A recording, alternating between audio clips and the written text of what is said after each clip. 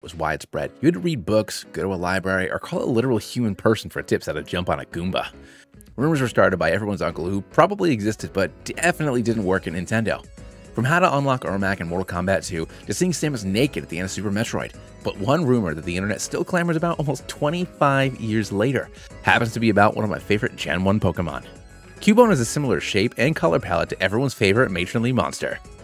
And its Gen 1 Pokedex entry is, because it never removes its skull helmet, no one has ever seen this Pokemon's real face. So because of this, clearly a Cubone is the orphan child of a Kangaskhan, despite the fact that when you fight the ghost of Cubone's mother, it's a Marowak, an entirely other Pokemon. But Marowak's dex number is 105, Kangaskhan's is 115. Coincidence? Probably. But that didn't stop people back then, and it certainly doesn't stop them now. So we're here today to see what happens if you were to take those orphan baby Kangaskhan's and observed how they would grow and evolve based on their new environments. This is Pokemon Infinite Fusion, the fan game with over 175,000 different Pokemon combinations, and we're here today to see if we can beat a hardcore randomized Nuzlocke using only Marowak Fusions. That means if a Pokemon faints, it's considered dead. Our level cap will be based on the next gym leader's ace, no active items can be used in battle, and we're going to be playing on set mode. Make sure you like and subscribe because I need to raise all these Cubone and my day job is not going to cover it. Starting things off, our starter choices are Bagon, Porygon Z, and a Sandshrew. Incredibly exciting until I find out that Sandslash is the only one with a custom sprite. So that's what I choose. Fusing right away, even though this isn't a custom sprite yet, it doesn't look bad. For our first rival battle, Rando sends out Porygon. Well, that worked out. It just sets up a nasty plot and basically gives us the free win, which I really appreciate. While hitting up the starting areas for some compatible friends, we get pretty lucky. Fusing with Ursaring gives us this like shaman barbarian thing. I kind of dig it. Wailord gives us this weird zombie whale. And with a Kangaskhan, the rumors, they're true. And Skarmory is just kind of silly. Rando's waiting for us over on Route 22. In older games, you would get context clues to kind of guide you on where you were and weren't supposed to go. So your rival being here is the game's way of telling you that you're going the wrong way. But it will be the right way, eventually. Anyways, Dawnstar is way cooler than it has any right to be. But after we throw our bone at it, both it and Porygon both go down. After Brock sees the clubs each of my Pokemon are wielding, he makes a joke about those not being the only things that are rock hard in this gym right now, and the battle begins. Papussy isn't even trying to not have a dirty name, so we bonk it with the horny stick. Slug Knight manages to throw some rocks at us, but once we manage to connect, we take it down and we earn our first badge. On our way to Mount Moon, we capture this amphilet, and we find Nurse Joy, who's tending to this wounded Geodude. Brock bursts on the scene with cement and a spreader, saying he'll take care of it if Nurse Joy will go on a date with him, but she runs off before he can finish patching up our rocky friend, and we head inside. Next, we go ahead and fuse with Ampharos, and I love this sprite so much. It popped up in one of my randomizers earlier, and it is top tier. Inside Mount Moon, we find two Rocket Grunts talking about some bad stuff, so we decide to follow them deeper into the cave and see what's up. In Mount Moon, we find and fuse a Flareon, and I love the evolution fusions of Marowak. I hope we get to see some more. We follow the Rocket Grunts all the way to the end of Mount Moon, where they're attempting a triple fusion. One of our friends gets a little overzealous and smashes their fusion machine, causing their experiment to fail. Giovanni swears revenge, and then he and Team Rocket leave. Before taking on Rando for our next rival battle, we grab a War Turtle as well as a Haunter. Fusing Haunter right away, we get this guy. Look at these hands! They are huge! We find Rando over by Nugget Bridge celebrating his victory against Missy. He brags about how he has twice as many badges as we do, and now he wants a rematch. He sends out Sayum, who just looks like he really wants to take a nap, but after 2 Thunder Shocks, we take it down. Okay, Magasis? I don't know how I feel about this thing, but after 1, we're able to take down this beast of legend. Porygon comes in, and I assume I'll be able to take it out, but a critical hit takes us out immediately. Shaman, you were so full of life. I'm sorry, buddy.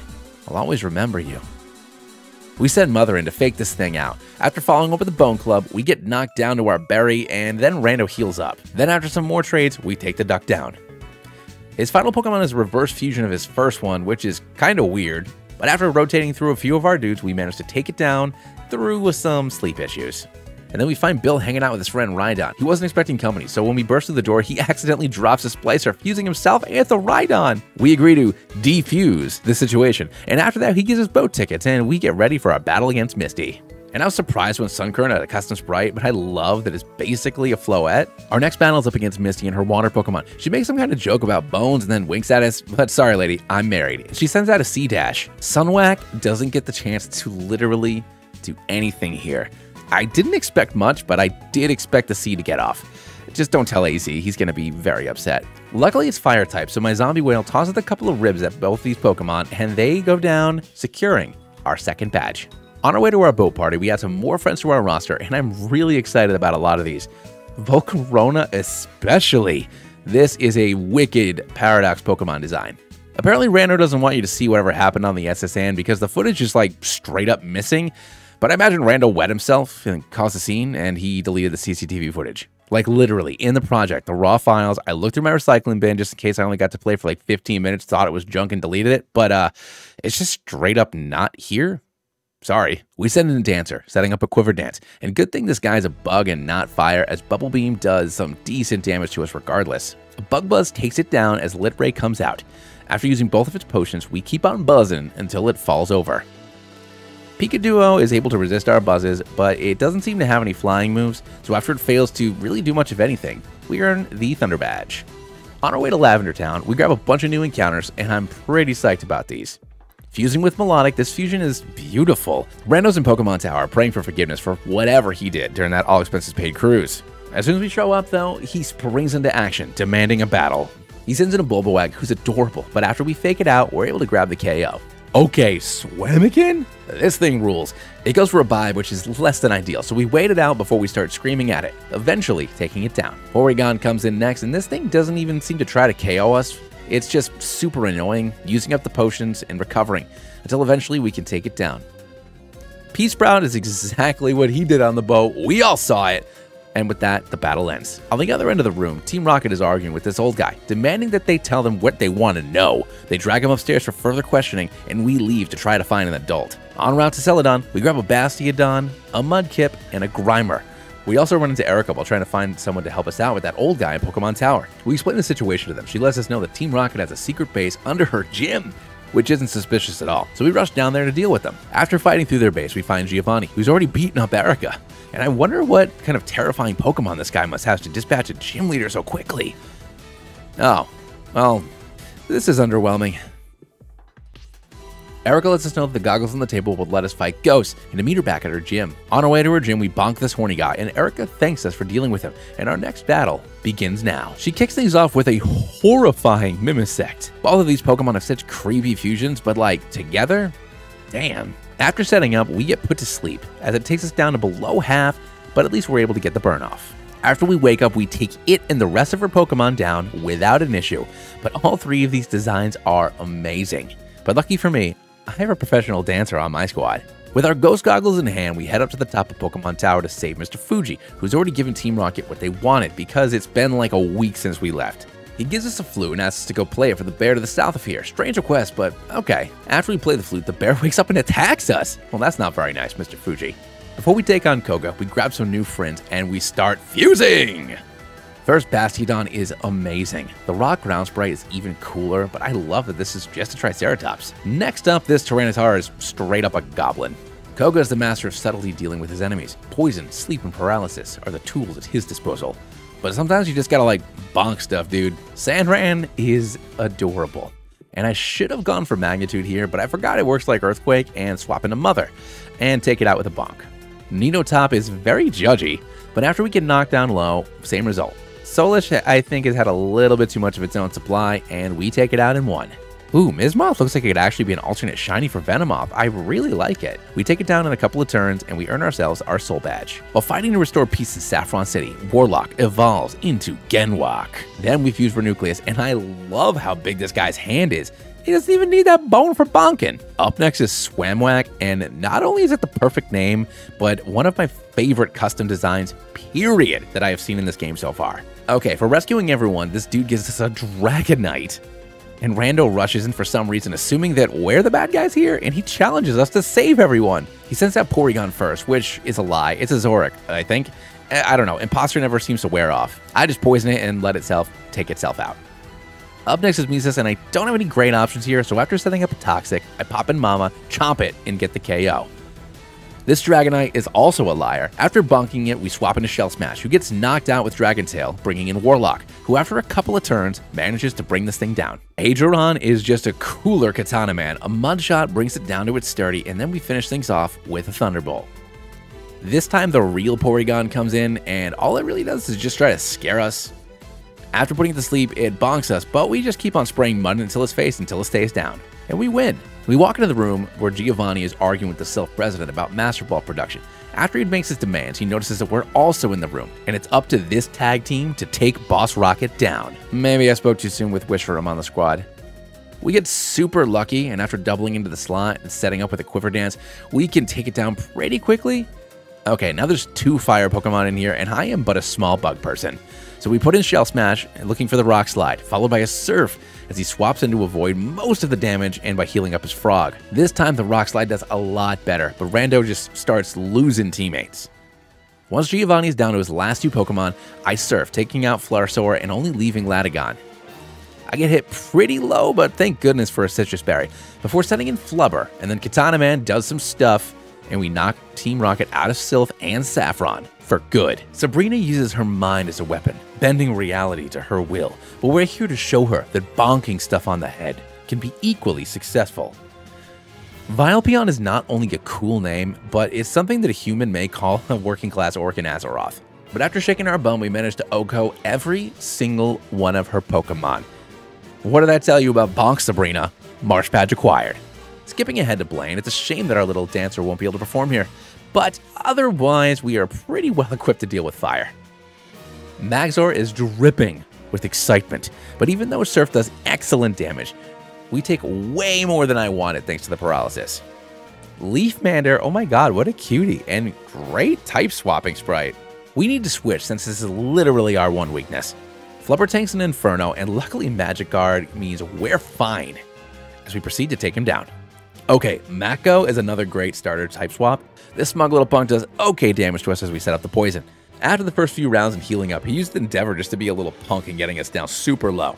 Okay, Reginine is a problem, and what's up with the orb? But we swap into Mother, faking it out. A Stomping Tantrum manages to get the OHKO, and now we have 7 badges. Before our fight with Zalmakuno, we need some spread moves, so we fuse our Raichu, and I love this thing. Now we're ready to go bird watching. Giovanni has successfully captured and fused all 3 legendary birds into one super bird, and he plans on taking all of Kanto over with this thing. We have to stop him before it's too late. A Discharge does pretty good damage to Articuno and Moltres, but unfortunately we get pretty low and frozen. Risking it because we ballin'. I actually thaw out, and 2 more Discharges take down both heads?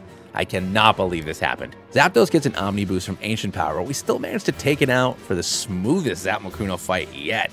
That was crazy. Anyways, this fusion apparently works more like the dance than the Patora, and the birds unfuse and fly off, leaving Giovanni devastated, and he leaves alone. Before heading out, our Moltres is randomized into the very compatible Vaporeon. Giovanni is returned home to Viridian to reassume his role as the gym leader. We send out a Shell Smash, and it looks like it's going to be pretty smooth sailing from the start, but this Phanpy is actually a Zorak Garchomp fusion. I'm not sure why I haven't Earthquaked at this point, but I switch into Warlock and get my butt handed to me. So we swap into Mother as Giovanni heals up again. A Dig brings us really low, but we manage to take it down, and the real Phanpy comes in and gets the KO? There have been so many dumb mistakes in this fight. Then Tyrant comes in, finishing things off for our final badge. Needing to replace Mother, we fuse Vaporeon, and like I said, very compatible. Rando's waiting for us again at Route 22, reminiscing at the last time we were here on Route 22.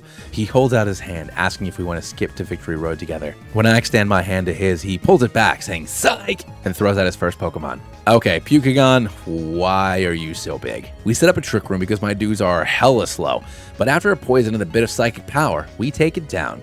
Slugorb is a little frustrated, and thank goodness for Magic Card because I should be dead. Swapping in the Dancer, we Bug Buzz and dance our hearts out for the boost, getting a KO. When Porygon comes out, it's time to dance, and after we do Buzz Buzz this guy to death. Holy bird jello, that was fast. And the same thing for this horny hologram girl. Okay, Victory Road Giratina? And look at this fusion!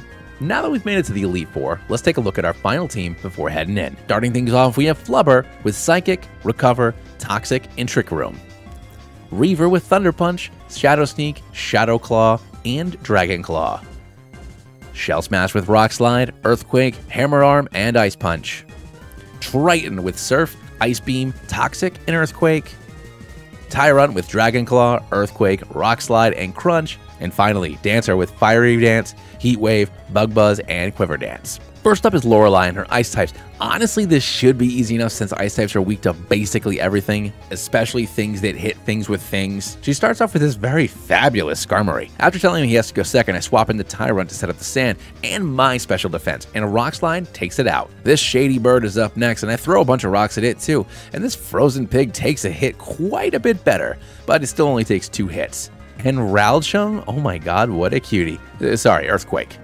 Her final Pokemon is Starster, and is an excellent yet simple design. I set up the poison with Triton, and then just start smashing. I swap into Shell Smash, assuming she's out of full restores, but I was wrong. But luckily for me, I do have a big hammer, and it's over. Bruno is a fighting type master, and his team always seems to get screwed over by the randomizer, so I'm very excited to see what he has in store for us. Genshoke looks like he's never actually smiled before and isn't quite sure he's doing it right, but then he goes down pretty quickly.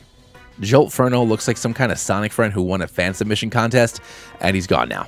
Manrot's colors are perfect, and Tycarp! See, like, how could this possibly be worse? Alakeen is at least really awesome, and it even puts up a fight, taking 3 whole hits before it kills itself. Agatha's up next, and she's ready to test our nerve with her spooky monsters. Lamp Cruel is awesome. I really need to do a Chandelure run. Lucky for us, it and Genshu both go down quick. Way Edge is hilarious, and I can't risk the death, so I swap in the Triton. Setting up a Toxic, he just gives us a bonk. After using 2 full restores, we reapply the poison and just do chip damage until eventually she swaps into Miasmachoke, who really needs to fix her hat. After some back and forth, both it and the Whale Hammer go down. Lampreon comes down to remind me how much you guys love candles, and we advance to Lance. Lance is the master of dragons, plus he has a cool cape. And he sends in the Lygon, which is actually like a Liger, except not at all. A Dragon Rush does good damage to us, but we KO it in 1. Lyu is so cute. Oh my gosh, we're pretty low now, but after making Lance waste his potions, we take it down with Triton after being kinda low. Riolos is a son of a bee. Stupid final gambit. Are you kidding me? Clefini is outraged by this entire thing, and then I remember it's Fairy, and that I've made a huge mistake, so I swap into Tyrant. Why am I still using Dragon Claw? I don't know why, but finally I remember how type matches work just in time for Kubarus to come out, and we finish it off in 2 more hits. Rando is waiting for us in the champion chamber. He's standing with 1 leg up on a stand, posing as a nearby Smeargle, paints him on canvas. Took you long enough. Somehow without moving, his first Pokeball rolls out of his very stylish cape, and the championship battle has begun. Blizdon is rocking a pomp that anybody would be jealous over. And it starts off by hitting Tyrant hard, and we basically do nothing to this thing. Flubber comes in and set up a Toxic, but the Sandstorm is also benefiting this thing. Knowing we need you to stay alive, we set up a Trick Room and get knocked down to 15 HP, and then we swap into Shell Smash. Ice Punch does big damage, but now we're low too. Rando heals up a few times, and we just start doing whatever we can. And then he eventually switches into King Barrel, who just goes down right away. Victor Queen is amazing, and I love that it's just like covered in mud. We swap into Dancer and get a little bit below half as we set up 2 Quiver Dances. From here, Bug Buzz takes down the big plant, and Charuni has come in to ruin everything with her hot little butt. Swapping back into Tyrant, we tank a Flamethrower and KO it with an EQ. Shula must have had a very big boy defense stat because we basically do no damage, and I need to swap into Reaver. With healthy Pokemon at an all-time low, we punch this thing a few times, taking it out. Blizdon comes back up, and I try to use a Ghost move on a normal type Pokemon. Then it just uses Bulk Up. Super. Swapping into Flubber, I hope this thing bulks up again, and I'm dead. Shell Smash gets taken out too. I'm assuming at this point that this run is just done. And now Dancer goes down. I only have 2 Pokemon left. Reaver comes back out even slower than it was before. I need a crit. Oh my god, it just used Healing Wish. I don't know why, but okay. Now it's just down to Porymat, and it has Intimidate, which is unfortunate, but at least there's a chance now. Our Quick Claw works out, and this thing is flying, not Dragon, and it keeps on spamming Magic Coat. I don't know why, and this is why randomizers sometimes become jokes. It can't do anything to us, and we get the KO. Oh my god, how and why? I lost that. I have no right winning. But here we are, the champions. And that is how I beat a hardcore randomized Nuzlocke of Pokemon Infinite Fusion using only Marowak Fusions. If you liked the video and you made it this far, you better be subscribed. If not, please do. It would mean a lot to me. But I'll catch you next week for another Fusion video. See ya.